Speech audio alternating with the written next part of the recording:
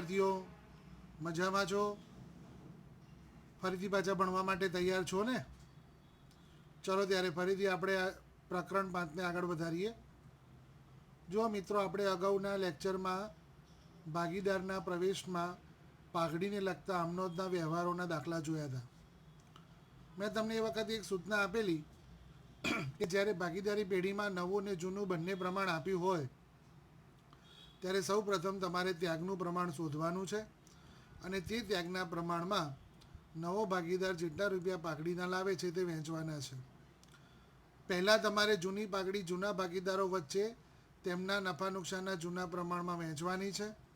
ત્યારબાદ ત્યાગના પ્રમાણમાં નવા ભાગીદારે લાવેલા પાઘડીની રકમ જૂના ભાગીદારો વચ્ચે વહેંચવાની છે.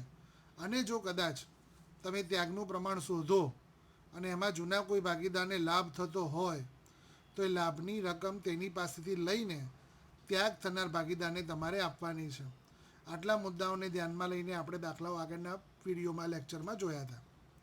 આજે ફરીથી આપણે ધોરણ 12 નામાના મૂળ તત્વો પ્રકરણ 5 ભાગીદારના પ્રવેશમાં સ્વાધ્યાયના દાખલા નંબર 4નો છઠ્ઠો દાખલો ગણવાનો પ્રયત્ન કરીએ.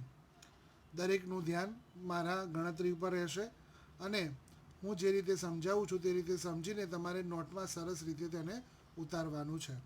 તો આપણે ગણતરી શરૂ કરીએ. દાખલા નંબર 6. અહીંયા મિત્રો એવું આપેલું છે કે એમ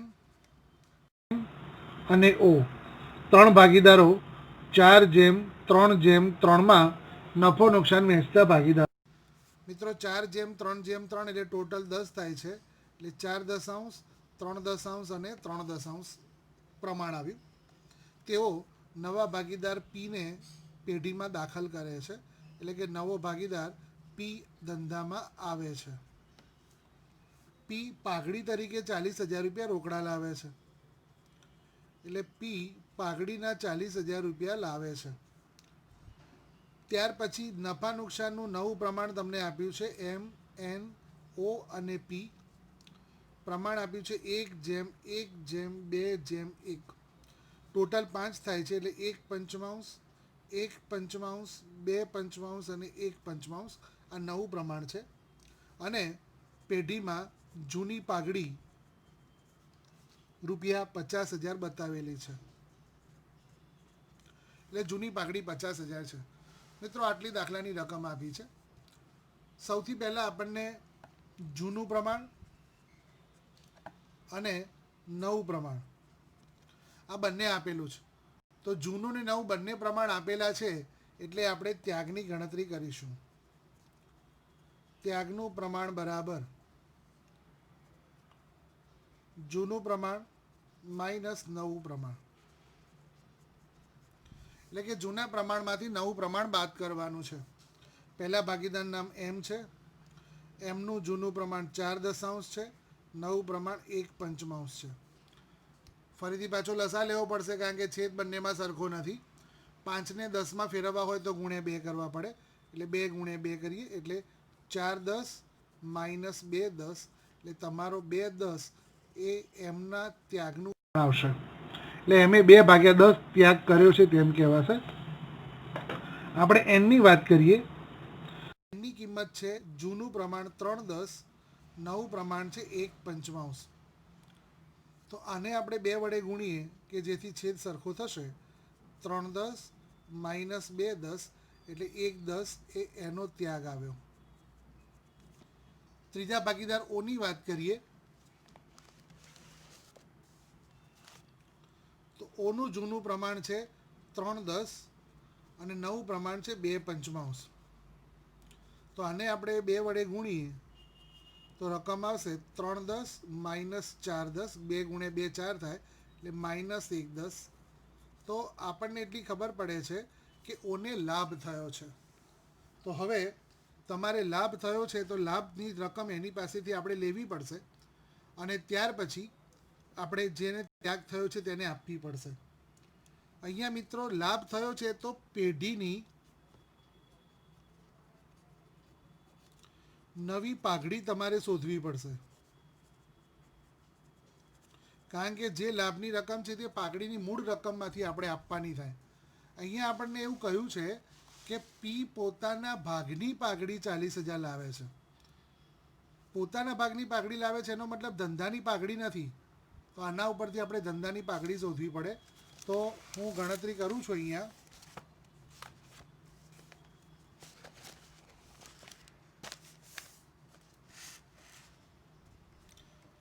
પીનો ભાગ અહીંયા 1/5 છે. તમે જોઈ શકો છો કે પીનો 1/5 ભાગ છે અને તે 40,000 રૂપિયા પાઘડીના લાવે છે. તો આપણે આ રીતે ગણી શકીએ. પીનો 1/5 ભાગે એ 40,000 રૂપિયા રોકડા લાવે છે. તો સમગ્ર પેઢીની એક પાઘડી કેટલી થાય? તો 1 ભાગે કેટલા?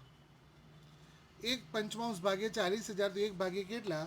એટલે અહીંયા રકમ આવશે 1 ગુણ્યા 40,000 ગુણ્યા 5 ભાગ્યા 1 એટલે કુલ 2 લાખ રૂપિયા નવી પાઘડી આવે.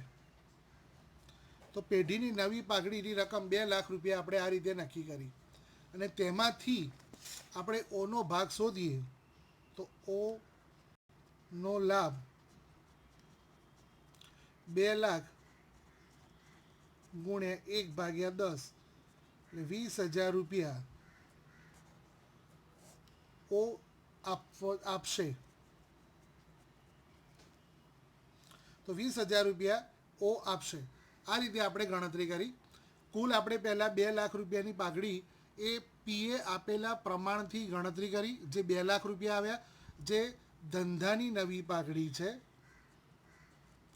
અને તે 2 લાખ રૂપિયામાંથી ઓનો લાભ આપણે 20,000 રૂપિયા છે, 1/10 ભાગે તેને લાભ થયો છે એટલે 20,000 રૂપિયા ધંધાને આપશે, જે આપણે એમ અને ઓ વચ્ચે વહેંચાશે. હવે આ ગણતરીના આધારે આપણે આમનોંધ લખવાની રહેશે. તો સૌ પ્રથમ જવાબ તરીકે આમનોંધ લખીએ.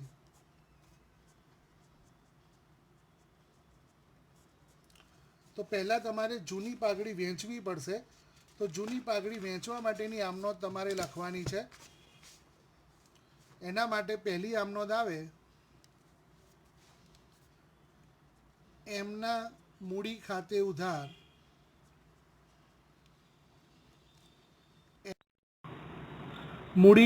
ઉધાર ઓના મૂડી ખાતે તે જૂની પાઘડી ખાતે. જૂની પાઘડીની રકમ 50,000 આપેલી છે.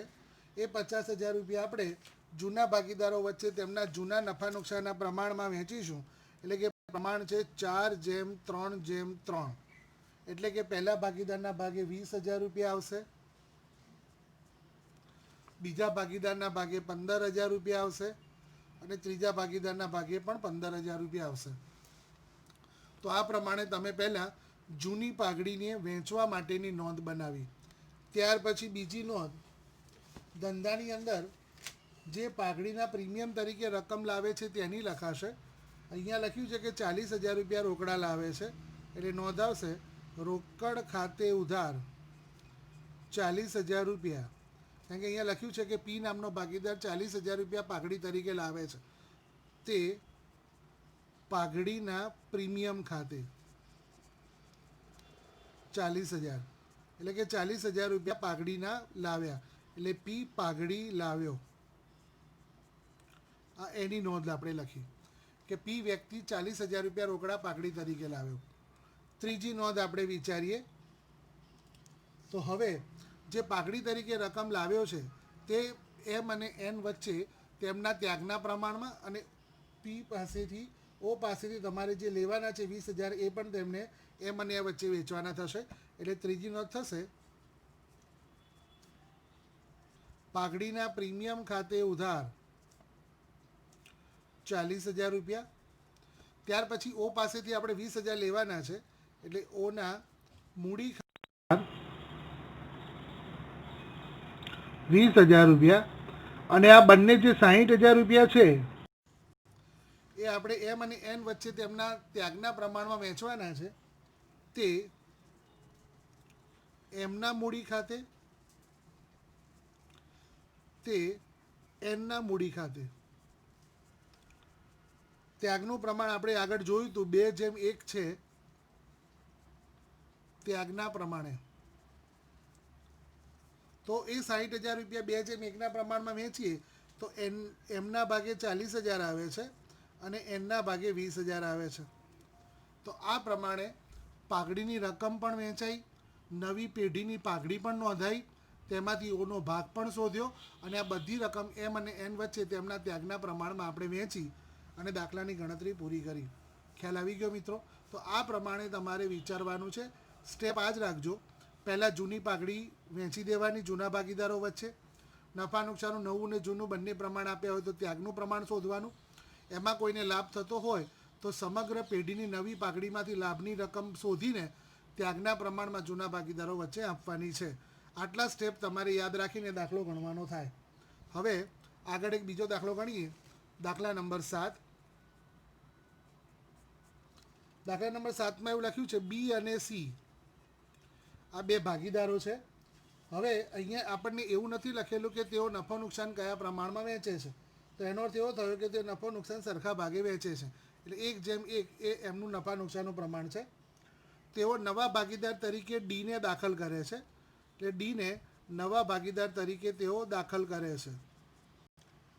ડી મૂડી પેટે 50,000. આ ડી જે છે એ મૂડી તરીકે 50,000 લાવે છે અને પોતાની 20,000 જે નક્કી કર્યા છે 20,000 નક્કી કર્યા છે તેમાંથી 14,000 લાવે છે. એટલે કે 6,000 બાકી રાખે છે. તો આ પ્રમાણે ગણતરી કરેલી છે કે ડીની મૂડી 50,000 તે લાવે છે, 20,000 પાઘડીના લાવવાના છે, તેના બદલે માત્ર 14,000 લાવે છે. એનો મતલબ કે 6,000 આપણે હજી એની પાસેથી લેવાના બાકી રહે છે. તો હવે આપણે કુલ 64,000 તો તે લાવે છે. 50,000 મૂડી અને 14,000 પાઘડી, એટલે 64,000 રૂપિયા ધંધામાં આવે છે. તો પહેલી નોંધ અહીંયા થશે. જવાબ માટે આમ નોંધ આપણે લખવાની છે રોકડ ખાતે ઉધાર 64,000 તે ડીના મૂડી ખાતે 50,000 તે પાઘડીના પ્રીમિયમ ખાતે 14,000. આ પ્રમાણે પહેલી નોંધ થઈ કે ભાગીદાર આટલા રૂપિયા લઈને ધંધામાં આવે છે. ત્યાર પછી આપણે વિચારીએ તો જે 14,000 રૂપિયા લાવે છે તે અને બાકી રહેતા 6,000 આપણે બે ભાગીદારો વચ્ચે બી અને સી વચ્ચે સરખા પ્રમાણમાં વહેંચવાના છે. એટલે હવે બીજી નોંધ થશે પાઘડીના પ્રીમિયમ ખાતે ઉધાર 14,000. પછી જે 6,000 બાકી રહ્યા છે તે તેના મૂડી ખાતે ઉધાર થશે. ડીના મૂડી ખાતે ઉધાર 6,000 તે બીના મૂડી ખાતે તે સીના મૂડી ખાતે બંને વચ્ચે 1:1 એટલે કે સરખા ભાગે વેચાશે. આ 20,000 રૂપિયા બંને ભાગીદારો વચ્ચે સરખા ભાગે વેચવા હોય તો દરેક ભાગીદારના ભાગે 10,000 રૂપિયા આવે. એટલે 10,000 રૂપિયા બીના મૂડી ખાતે જમા થશે અને 10,000 રૂપિયા સીના મૂડી ખાતે જમા થશે. બહુ સરળ દાખલો હતો મિત્રો, પરંતુ એટલું સમજવાનું હતું કે જે બાકી રહે છે તેટલા રૂપિયા આપણે તેના મૂડી ખાતે ઉધાર કરવા પડે. એટલે કે પાઘડી કુલ 20,000 નક્કી કરેલી, તેમાંથી તે 14,000 જ લાવે છે. તો બાકી રહેતા 6,000 આપણે તેના મૂડી ખાતે ઉધાર કરવાના અને જે પાઘડી તરીકે લાવે છે 20,000 તે અને પેલા 6,000 ટોટલ 20,000 રૂપિયા જૂના ભાગીદારો વચ્ચે આપણે વહેંચવાના છે. નફા નુકસાનનું પ્રમાણ અહીંયા આપ્યું નથી એટલે સરખા ભાગે વહેંચાશે. અને આ રીતે 7મો દાખલો પૂરો થશે. હવે આપણે 8મા દાખલા તરફ વિચારીએ. એક પછી જે વિગતો આપી છે તેને લખીને તમારે દાખલાની ગણતરી કરશો તો દાખલો ખૂબ સરળતાથી તમારે તૈયાર થશે. હવે આપણે દાખલા નંબર 8ની ગણતરી વિચારીએ. દાખલા નંબર 8 અહીંયા એવું લખ્યું છે એ બી સી 3 ભાગીદારો છે. એ બી અને સી 3 ભાગીદારો છે જેઓ 3:2:4ના પ્રમાણમાં નફો નુકસાન વહેંચે છે. ટોટલ આપણે જોવા જઈએ તો 9 થાય છે. તો 3/9, 2/9 અને 4/9, એટલે કે 3 નવમાંશ, 2 નવમાંશ અને 4 નવમાંશ એ ભાગીદારોનું જૂનું પ્રમાણ છે. ત્યાર પછી તેઓ મૂડી ખાતા સ્થિર પદ્ધતિએ રાખે છે. તેઓ ડીને નવા ભાગીદાર તરીકે દાખલ કરે છે. એટલે ડી નામનો વ્યક્તિ નવો ભાગીદાર આવે છે. ડી મૂડી તરીકે 70,000 રૂપિયા લાવે છે. ડી મૂડી તરીકે 70,000 લાવે છે અને પાઘડી તરીકે 30,000 રૂપિયા લાવે છે. તો પાઘડી તરીકે 30,000 લાવે છે. આટલી માહિતી આપણને આપી છે. એટલે કે જે 30,000 લાવે છે તે આપણે જૂના ભાગીદારોને આપવાના થશે એટલી આપણને પડે છે. આગળ આવે છે ડીના પ્રવેશ વખતે પાકું સરવૈયું પાઘડી 45,000 બતાવતું હતું. એટલે કે પેઢીમાં જૂની પાઘડી 45,000 રૂપિયા હતી. એટલે સૌથી પહેલો પ્રશ્ન તો આ પાઘડી બંધ કરવા માટેનો આવશે. એટલે પહેલી નોંધ તો આની લખાશે. ત્યાર પછી ડીના પ્રવેશ વખતે નવી પેઢીમાં પ્રવેશ બાદ નવી પાઘડી 1,80,000 નક્કી થઈ. એટલે 1,80,000 રૂપિયા નવી પાઘડી નક્કી થઈ. અને નફા નુકસાનનું નવું પ્રમાણ આપણને 4 ભાગીદારોનું આપ્યું છે. એ, બી, સી અને ડી 1:1:1:1 એટલે 1/4, 1/4, 1/4 અને 1/4. જો આ નવું પ્રમાણ પણ અહીંયા આપેલું છે. દાખલાની અંદર જૂનું અને નવું બંને પ્રમાણ આપ્યા છે. તો આપણે બંને પ્રમાણ આપ્યા છે એટલે આપણી પ્રથમ ગણતરી ત્યાગનું પ્રમાણ શોધવા માટેની થશે. તો ત્યાગનું પ્રમાણ આપણે શોધવાનું છે. તો સૌથી પહેલાં આપણે વિચારીએ ત્યાગનું પ્રમાણ. સૂત્ર આવશે જૂનું પ્રમાણ માઇનસ નવું પ્રમાણ. એટલે કે જૂના પ્રમાણમાંથી નવું પ્રમાણ બાદ કરવાનું છે. પહેલો ભાગીદાર એ છે. એનું જૂનું પ્રમાણ 3 નવમાંશ છે. નવું પ્રમાણ 1/4 છે. હવે આપણે લસા લઈને દાખલો ગણવો પડશે. 3 નવમાંશમાંથી 1/4 બાદ કરવા હોય તો 9ને 4 વડે ગુણીએ એટલે 36 થશે અને 4ને 9 વડે ગુણીએ એટલે 36 થશે. એટલે તમારો જવાબ આવશે 12, 4 × 3 12 ભાગ્યા 36, 9 1 9 અને 36. તો 3/36 એ પ્લસ આવે છે એટલે એ એનો ત્યાગ છે. એટલે કે એ ત્યાગ કરે છે 3/36. પછી બીની વાત કરીએ તો બીનું જૂનું પ્રમાણ છે 2 નવમાંશ, નવું પ્રમાણ છે 1/4. તો 2 નવમાંશમાંથી 1/4 તમારે બાદ કરવાના છે. તો અહીંયા આપણે ફરીથી એ જ ગણતરી કરીશું. આને 4 વડે ગુણીએ અને 9 વડે ગુણીએ તો 8/36 અને 9/36. તો માઇનસ આવે છે -1/36. એટલે કે આને લાભ થાય છે. તો હવે આપણને ખબર પડી કે બી પાસેથી પણ આપણે નાણાં લેવા પડશે અને તે નવી પેઢીની પાઘડીમાંથી. એટલે કે 1,80,000માંથી જે અહીંયા આપણે વિચારીએ કે 1,80,000 જે નવી પાઘડી છે એમાંથી આપણે લાભની રકમ શોધવી પડશે અને તે આપણે લઈને ત્યાગવાળા ભાગીદારોને આપવા પડશે. તો એની ગણતરી થઈ ગઈ, બીની ગણતરી થઈ ગઈ. હવે સીની ગણતરી કરીએ. સી. તો સીનું જૂનું પ્રમાણ છે 4 નવમાંશ, નવું પ્રમાણ 1/4.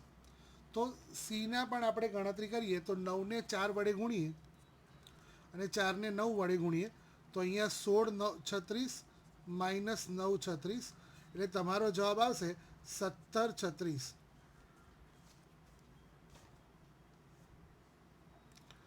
17 ના આવે 7/36 એટલે આ પ્લસ થશે એટલે આ ત્યાગ આવ્યો. તો હવે આપણને ખબર પડી કે 2 ભાગીદારોને ત્યાગ થાય છે અને 1 ભાગીદારને લાભ થાય છે. તો અહીંયા હું સ્પષ્ટ રીતે લખીશ કે ત્યાગનું પ્રમાણ 2 ભાગીદારોને થાય છે એ અને સી. પ્રમાણ છે 3/7 અને બીને લાભ થાય છે 1/36.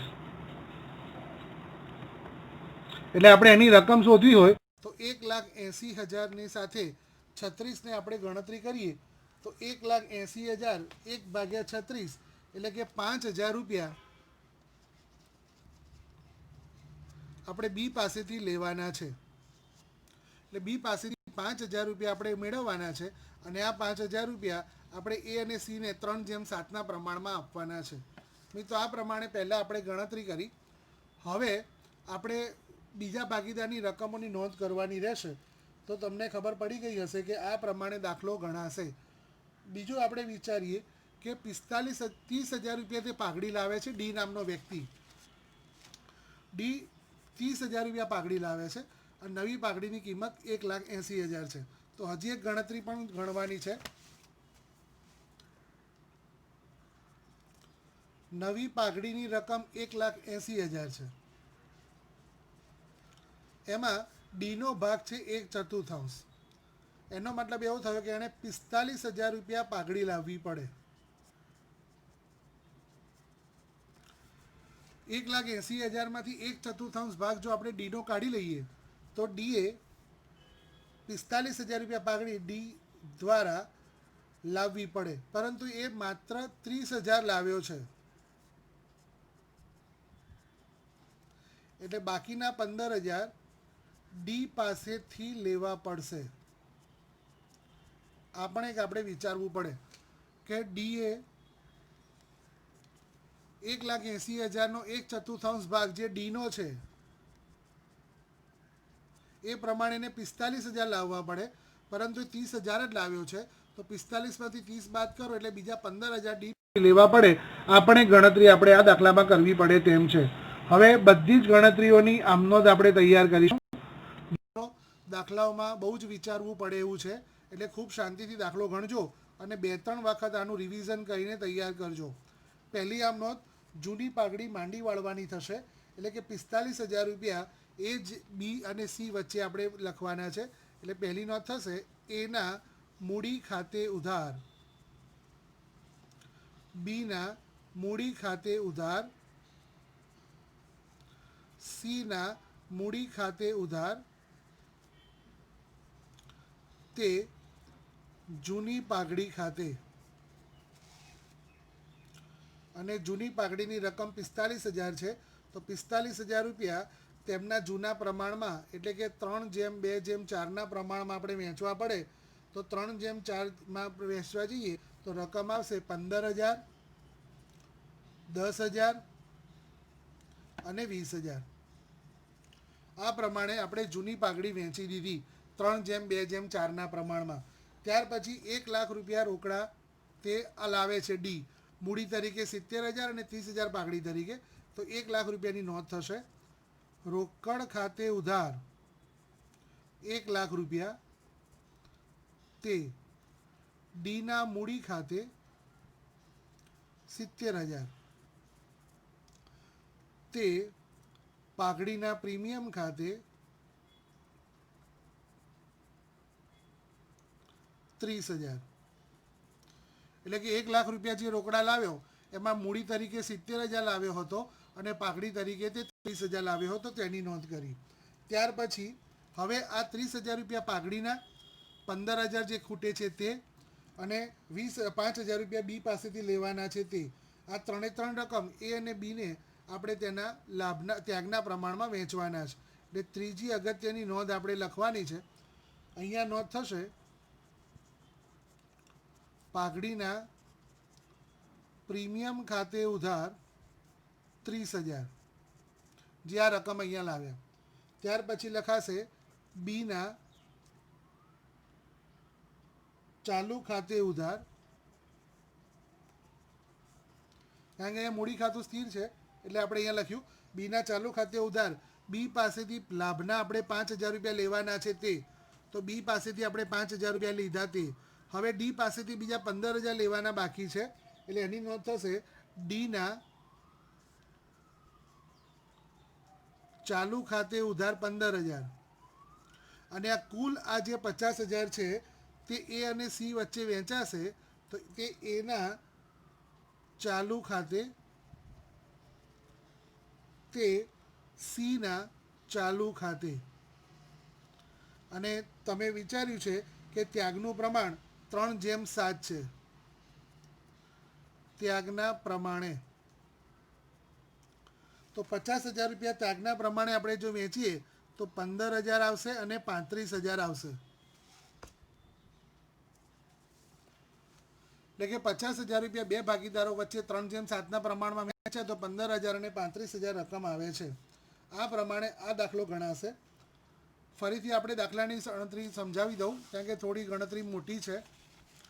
અહીંયા એબીસી 3/2/4માં નફો વેચે છે. તેઓ ડીને ભાગીદાર તરીકે લાવે છે. ડી મૂડી તરીકે 70,000 લાવે છે અને પાઘડી તરીકે 30,000 લાવે છે. જૂની પાઘડી 45,000 રૂપિયા હતી અને નવી પાઘડી 1,80,000 થઈ. અને નફા નુકસાનનું નવું પ્રમાણ 1:1:1:1 એટલે સરખું છે.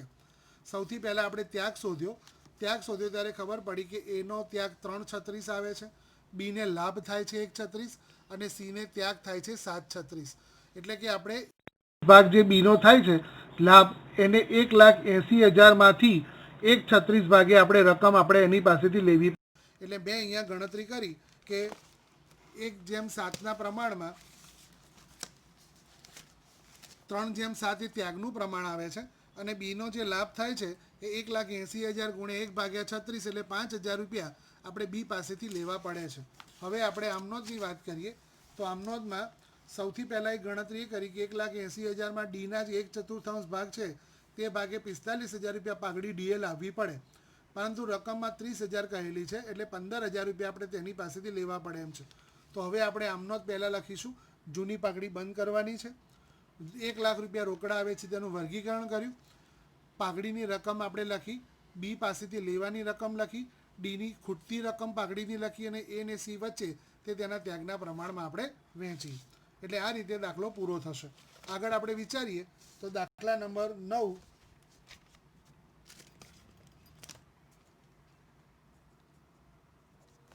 એમાં લખ્યું છે એ અને બી 3/2ના પ્રમાણમાં નફો નુકસાન વેચતા ભાગીદારો છે. તેઓ સીને 1/5 ભાગ આપવાની શરતે પ્રવેશ આપે છે. એટલે કે સીને 1/5 ભાગ આપવાનો છે. સી મૂડી તરીકે 30,000 રોકડા લાવે છે. મૂડી તરીકે 30,000 રૂપિયા રોકડા લાવે છે અને પોતાના ભાગની પાઘડીના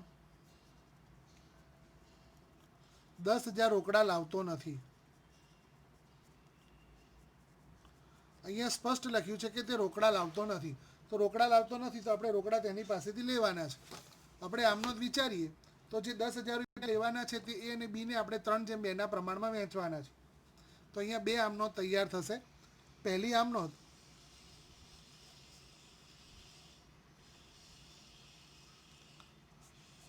જે મૂડી તરીકે રકમ લાવે છે તેની લખાશે.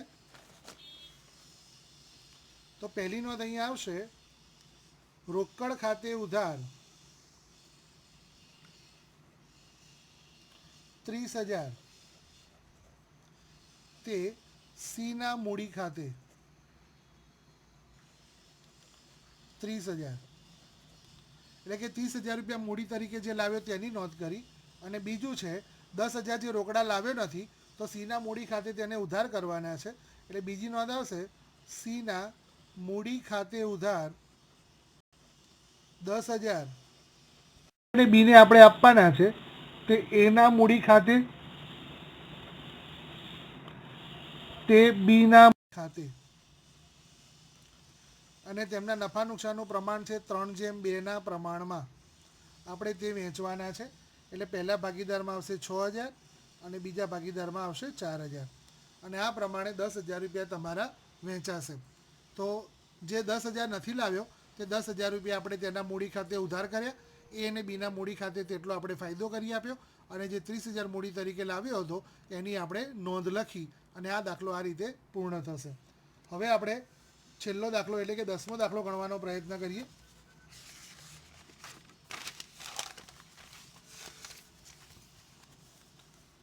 દાખલા નંબર 10માં આપણે વિચારીએ તો અહીંયા લખ્યું છે પી અને ક્યુ સરખે હિસ્સે નફો નુકસાન વેચતા ભાગીદારો છે. એટલે 1/1 એમનું પ્રમાણ છે. એટલે 1/2 તેમનું નફા નુકસાનનું પ્રમાણ છે. તેઓ મૂડી ખાતા સ્થિર રાખે છે. આરને તેઓ ભાગીદાર તરીકે દાખલ કરે છે. એટલે કે આરને નવા ભાગીદાર તરીકે તેઓ દાખલ કરે છે. હવે આરના પ્રવેશ વખતે પી અને ક્યુનું પાકું સરવૈયું 70,000 પાઘડી દર્શાવતું હતું. તો જૂની પાઘડી અહીંયા આપણને આપેલી છે કે જૂની પાઘડી 70,000 હતી. આર મૂડી તરીકે 40,000 રૂપિયા રોકડા લાવે છે. મૂડી તરીકે 40,000 રૂપિયા રોકડા લાવે છે અને પાઘડીનું મૂલ્યાંકન નવી પાઘડી 1,60,000 રૂપિયા આપણે નક્કી કરેલી છે. અને નફા નુકસાનનું નવું પ્રમાણ પી, ક્યુ અને આર વચ્ચેનું નવું પ્રમાણ 5:2:1 આપેલું છે. એટલે કે 5, 2 અને 1 એટલે ટોટલ 8 થશે. એટલે 2 અષ્ટમાંશ અને 1 અષ્ટમાંશ. આપણે પહેલાં એ શોધવાનું છે કે આર કેટલા રૂપિયા પાઘડી તરીકે લાવશે. તો આર ને પાઘડીની રકમ આપણે શોધીએ. આર એ લાવવાની પાઘડી 1,60,000 રૂપિયા નવી પાઘડી છે. એમાં આરનો ભાગ 1 અષ્ટમાંશ છે. આરનો 1 અષ્ટમાંશ ભાગ છે. તો 1 અષ્ટમાંશ ભાગ પ્રમાણે તેણે 20,000 રૂપિયા લાવવા પડે, જે તે લાવ્યો નથી. એટલે તે 20,000 રૂપિયા તેના મૂડી ખાતે આપણે ઉધાર કરવા પડશે. હવે આપણે જો વિચારીએ તો આની અંદર એક નોંધ એવી થશે. સૌથી પહેલાં તો જૂની પાઘડી બંધ કરવાની નોંધ છે, ત્યારબાદ રોકડા મૂડી તરીકે લાવે છે તેની નોંધ છે, અને ત્યાર પછી જે ભાગીદારોની રકમ બાકી છે તેની નોંધ થશે. પરંતુ અહીંયા જૂનું ને નવું બંને પ્રમાણ આપ્યા છે. જૂનું પ્રમાણ પણ આપ્યું છે ને નવું પ્રમાણ પણ આપ્યું છે. તો સૌથી પહેલાં આપણે ત્યાગ શોધીશું. ત્યાગ બરાબર જૂનું પ્રમાણ માઇનસ નવું પ્રમાણ. તો પહેલા ભાગીદાર પીની વાત કરીએ તો પીનું જૂનું પ્રમાણ 1/2 છે, નવું પ્રમાણ 5 અષ્ટમાંશ છે. તો હવે જો લસા લઈએ તો અહીંયા 8 લાવવા હોય તો 4 વડે ઉપર નીચે ગુણવા પડે. એટલે કે 4 અષ્ટમાંશ માઇનસ 5 અષ્ટમાંશ એટલે -1 અષ્ટમાંશ પીને લાભ થશે. તો પીને લાભ થશે એનો મતલબ કે પી પાસેથી પણ આપણે નાણાં લેવા પડશે. તો હવે તો મતલબ ક્યુનો રહ્યો. તો ક્યુ બરાબર 1/2 જૂનું પ્રમાણ, નવું પ્રમાણ 2 અષ્ટમાંશ. અહીંયા આપણે 4 વિચારીએ તો રકમ આવશે 4 અષ્ટમાંશ માઇનસ 2 અષ્ટમાંશ એટલે 2 અષ્ટમાંશ એનો ત્યાગ થયો. એટલે કે આપણે બધી જ રકમ ક્યુને આપવાની છે. પી પાસેથી હવે બીજી ગણતરી થશે. પી પાસેથી લેવાની રકમ, આ એક ગણતરી આપણે વિચારવી પડે.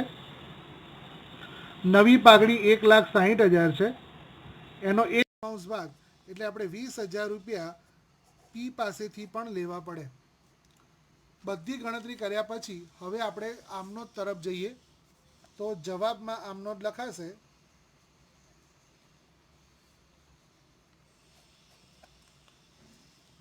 પહેલી આમનોંધ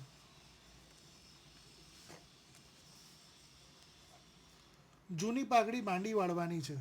એટલે કે નોંધ આવશે. મૂડી ખાતા સ્થિર રાખે છે એટલે ચાલુ ખાતામાં નોંધ થશે.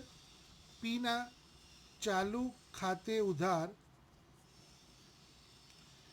ક્યુના ચાલુ ખાતે ઉધાર તે જૂની પાઘડી ખાતે.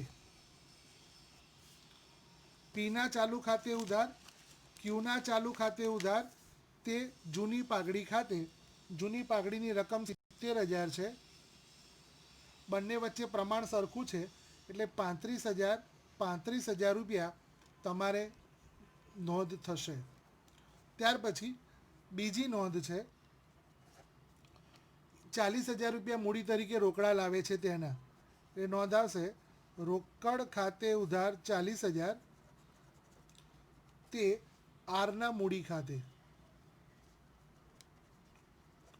40,000. એટલે કે બીજા 40,000 રૂપિયા મૂડી તરીકે આર લાવ્યો છે તેની નોંધ થઈ. ત્રીજી નોંધ થશે આરએને જે ચાલુ ખાતે રકમ જે છે એટલે કે આર પાસેથી 20,000 રૂપિયા જે લેવાના છે તે આપણે અહીંયા જોયું હતું કે આર દ્વારા 20,000 રૂપિયા પાઘડીના લાવ્યો નથી, તે પાઘડીના 20,000 લેવાના છે. સાથે સાથે આપણે જોયું હતું કે પીને લાભ થયો હતો એટલે લાભના પણ 20,000 રૂપિયા લેવાના છે. એટલે આરના 20,000 અને પીના 20,000 ટોટલ 40,000 રૂપિયા આપણે ક્યુને આપવાના છે અને તેની નોંધ થશે. દાખલાની છેલ્લી ત્રીજી નોંધ આરના ચાલુ ખાતે ઉધાર 20,000 પીના ચાલુ ખાતે ઉધાર 20,000 તે ક્યુના ચાલુ ખાતે 40,000. તો આ પ્રમાણે 40,000 રૂપિયા આપણે ક્યુને આપ્યા છે. તો આ પ્રમાણે તમારો દાખલો પૂર્ણ થયો છે તેમ કહેવાય. મિત્રો, બાકીના દાખલાઓ એ આપણે જ્યારે રૂબરૂ મળીશું ત્યારે બોર્ડ ઉપર ગણીશું, કારણ કે તે દાખલાઓમાં ખાસ કોઈ જરૂરિયાત છે નહીં, છતાં પણ બોર્ડની અંદર પૂછાતા નથી. આ તો તમારા નવા મોટા 8 માર્ક્સના દાખલામાં જરૂરી રકમ છે તેના રેફરન્સમાં બધા દાખલા આપણે ગણાવ્યા. હવે પછી જ્યારે આપણે બીજો વિડીયો લેક્ચર આવશે ત્યારે તમારા બોર્ડની અંદર પૂછાતા 8 માર્ક્સનો દાખલો તૈયાર કરીશું. ત્યાં સુધી આ બધા જ પ્રકારની આમનોંધના દાખલાઓ તૈયાર કરતા રહેજો. લાભનું પ્રમાણ શોધવાનું આ ચેપ્ટરમાં નથી આવતું, માત્ર ત્યાગનું પ્રમાણ જ શોધવાનું છે, તેવું ધ્યાન રાખવાનું છે. ફરીથી હું તમને રિપીટ કરાવું છું. જૂની પાઘડી જૂના ભાગીદારો વચ્ચે તેમના જૂના નફા નુકસાનના પ્રમાણમાં વહેંચવાની છે. નવું અને જૂનું પ્રમાણ આપેલું હોય ત્યારે ત્યાગનું પ્રમાણ શોધીને તે ત્યાગના પ્રમાણમાં નવા ભાગીદારે લાવેલી પાઘડીની રકમ વહેંચવાની છે. જો ત્યાગનું પ્રમાણ શોધતા કોઈ ભાગીદારને લાભ થયો છે તેમ ખબર પડે તો નવી પાઘડીમાંથી તેના લાભની રકમ શોધીને ત્યાગના પ્રમાણમાં જૂના ભાગીદારોને તમારે વહેંચવાની છે. બસ આ 3 વિગતોને તમને સારી રીતે સમજ પડે તે માટે મેં સ્વાધ્યાયના 10 દાખલા તમારી સામે ગણ્યા છે. આ 10 દાખલા તમારે ખૂબ સારી રીતે તૈયાર કરવાના છે અને આ પ્રકરણને હજી આપણે આગળ ચલાવવાનું છે. ત્યાં સુધી અભ્યાસ કરતા રહેજો, સતત કરતા રહેજો. નોટમાં ખૂબ સરસ રીતે આને નોંધજો. કોઈ મુશ્કેલી પડે તો રૂબરૂ મળીએ ત્યારે તેનો ઉકેલ આપણે લાવીશું જ. ત્યાં સુધી ઘરમાં રહો, સુરક્ષિત રહો, ભણતા રહો. આ તમારા અગત્યનું વર્ષ છે. વર્ષની અગત્યતા સમજીને સતત અભ્યાસ કરશો તેવી જ મારી શુભેચ્છા છે. અસ્તુ.